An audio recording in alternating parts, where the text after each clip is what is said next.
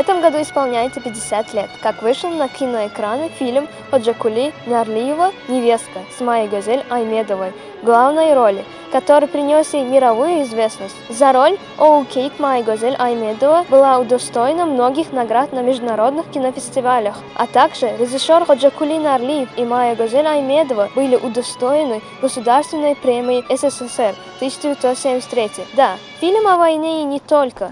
Одинокая юрта в пустыне, где живет старый чабан, Анага и его молодая невестка Оукейк. Окончена война.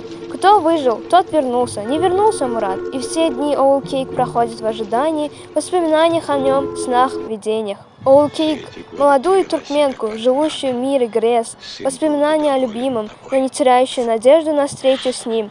Обреченную на одиночество, лишенную материнства, эту роль талантливо сыграла Майя Гозель Аймедова. Вернее, она не сыграла, точнее сказать, прожила ее жизнь. Настолько реалистичным и психологически убедительным получился образ смиренной, но с достоинством преодолевающей невзгоды женского одиночества молодой женщины. Ее игра похожа на песню без слов. Актриса максимально сдержана и экономна в средствах выражения, но как красноречивы и выразительны малейшие движения ее лица, глаз, пластика рук, тела, которые передают все тончайшие движения женской души. Фильм «Невестка» был одинаково тепло воспринят зрителями всех стран, особенно туркменскими женщинами. В ее героине они увидели самих себя.